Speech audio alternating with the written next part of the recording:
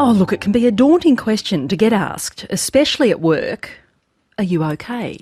If you're experiencing depression, are you okay? Many people in the workplace will instinctively say, well, yes, I'm fine. Why do you ask? Even if, in actual fact, they're not okay, a new report out today says that the overwhelming majority of workers would indeed rather suffer in silence than talk about their problems with their colleagues. The elephant in the boardroom, getting mentally fit for work, is based on a survey of just over 4,000 people with depression or stress-related disorders. Its author is Graeme Cowan, and of course he has had his own experience with depression, which he's talked very publicly about. You may recognise Graeme's name. He is the man behind Are You OK Day. He now runs his own company, working to improve the way employees are supported. And this current research, I gather, was conducted by the Black Dog Institute. Graeme joins us this morning. Welcome, Graeme. Thanks very much, Natasha. And I'm very pleased to say that so does David Banks, who is the General Manager of Business Performance with the National Australia Bank. Welcome indeed. Thank you, Natasha. Graeme, I mean, given the persistence of stigma around mental illness, around depression, you can understand that people would not prefer to talk about these issues in the workplace. Stigma is real and alive, and people don't want to be prejudiced against at work. Yeah, absolutely. And when we asked people to rate how comfortable they were talking, we also offered them to write a comment, and over 1,000 people wrote comments about why they were reluctant to talk. And it really fell into three categories. One was they were frightened they'd be taken off good work, good projects. The second was that their career would be affected longer term.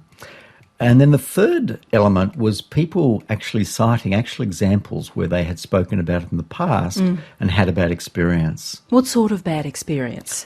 Well, the two things that I mentioned, being taken off work or being considered less capable because you've exposed a weakness. Yeah. The fear of looking vulnerable in an environment where everyone has to look strong, robust, resilient. That's right. And if you look at the growing compensation claims around workplace bullying and workplace harassment and indeed workplace stress, this is an indication that our workplaces are not the most compassionate places often. Well, I think it just highlights that many organisations don't take into account the issues around uncertainty and how that impacts people, and don't adequately plan for that. I think that's the big element, because in the last 15 years there's been over 25,000 books written about change management, and yet 70% of change management efforts fail to reach their objectives.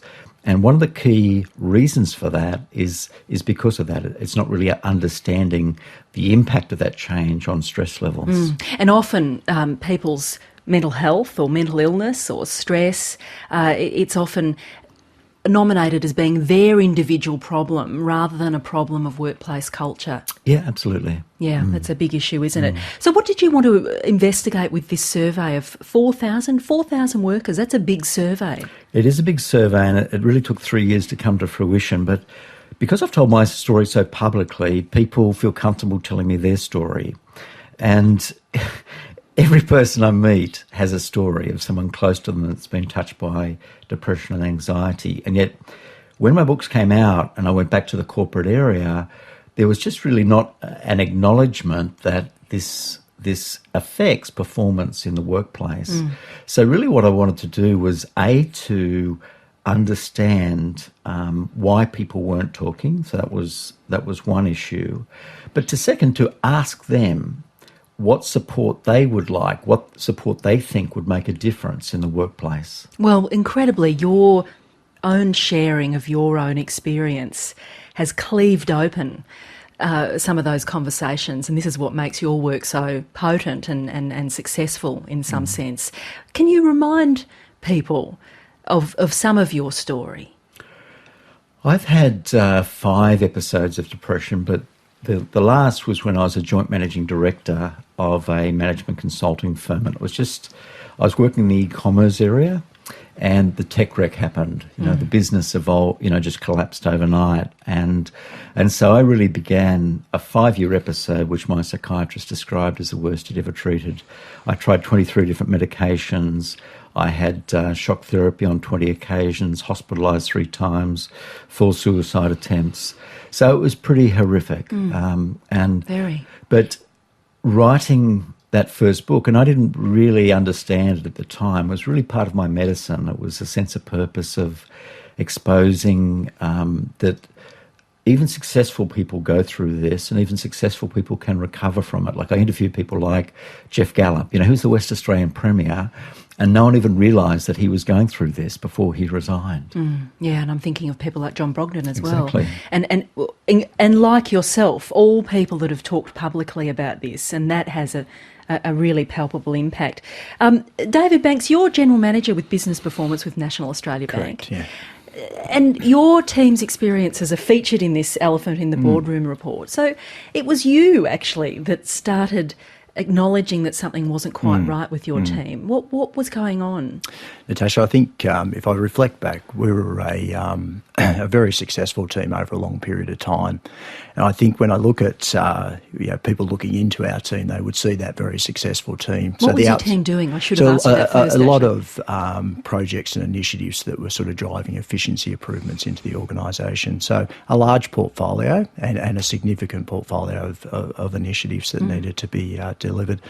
What we saw over a period of time was that it was starting to take an emotional toll. There are probably 4 key things that if I reflect on that we started to see in the business, and I think the first one was the decline in the team cohesiveness. So the way that we were working together was starting to fracture at points. The second thing was that we were a very successful team, but we were starting to lose pride in what we were doing. So we seemed to have lost our sense of purpose, or particularly around the why we were actually doing these things and what the benefits were. So how did that reveal itself? I'm interested in your sitting there as a manager, well, probably not sitting, probably running around like a chook with your head cut off, such as not the far native. off it. and you're watching the signs play out in workplace relationships. What were those signs? You could start to see, from my perspective, I describe it as that, our transition, we were a champion team. But we started to fracture into a team of champions. So we started to actually, break away from the overall group team, and you could see that we were starting to have some issues at the edges. And whilst they weren't significant, we could start to see the early signs that continuing to head down that path was going to cause us some major issues, both for individuals and the overall team. Had people come to you and said, "Look, I'm struggling"? Was there any expectation that was allowed to happen? Yeah, absolutely. I think, that people were coming forward, and as an organisation, we really do have a lot of support and encouragement for these sorts of things. But I think, Graeme mentioned one thing I think it is absolutely critical is that it starts with a conversation. It absolutely needs a conversation to actually occur. And that conversation, as we now learn having worked with Graeme, is about the "are you okay?"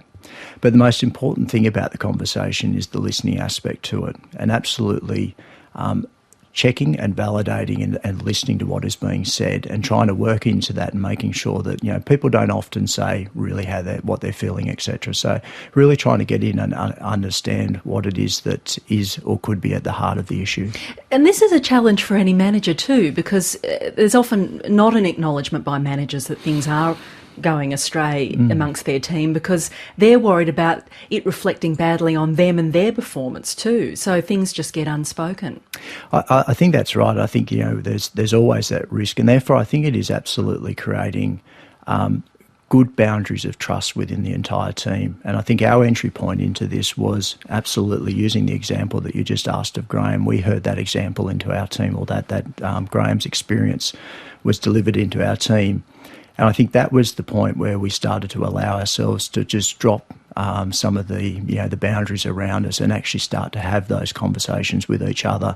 And whilst we certainly weren't into individuals' backgrounds or details, certainly as a team we were starting to look at each other and offer support to each other. And particularly we started to see in our team people asking, "Are you okay?" of each other, and then helping and supporting and stepping in and allowing to, where people needed some time away, etc., we would cover and we would step in and look after each other.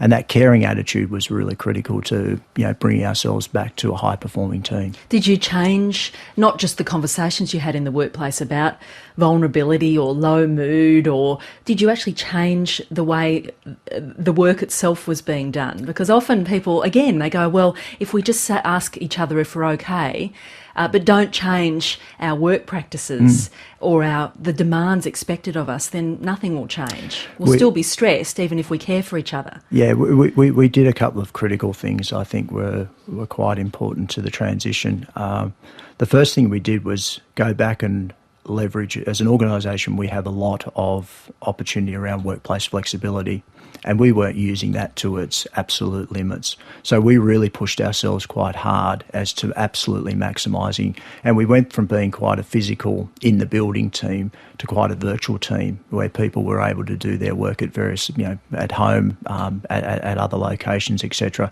and really leveraging that to sort of flex out a little bit, because a lot of the stresses and strains were coming from, I just don't have time to get away and exercise, or I don't have time to spend with my family, etc. So keeping people closer to those things, and whilst work still goes on, etc., around that, just starting to widen the boundaries of the work environment was a critical thing. And pens down and brown paper bag lunches. Absolutely, just small things, symbolic things, which we offered to. Well, actually, the team came up with, not myself. Is that we were working extremely hard, so it would not be uncommon for us to randomly call a 3 p.m. close on a Friday. Pens down. Pens down, and that purpose was to get people to go and do something, whether that was family, exercise, or whatever they chose to do.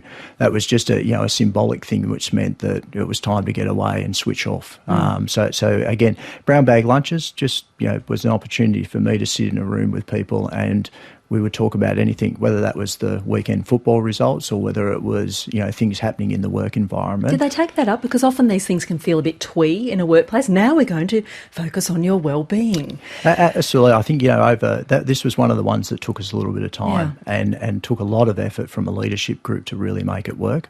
But once we actually started to embed it in the business, it actually became a virtual conversation that, every month we would sit down, and quite often I wouldn't say much in the end of these. People would talk to each other, and I think that was quite a powerful statement. Yeah, interesting. Graeme Cowan. David Banks is joining me. He's General Manager of Business Performance at the National Australia Bank. One of the case studies in a new report called The Elephant in the Boardroom, Getting Mentally Fit for Work, which has been compiled by Graeme Cowan, who you may know is the founder of Are You OK Day, amongst other initiatives.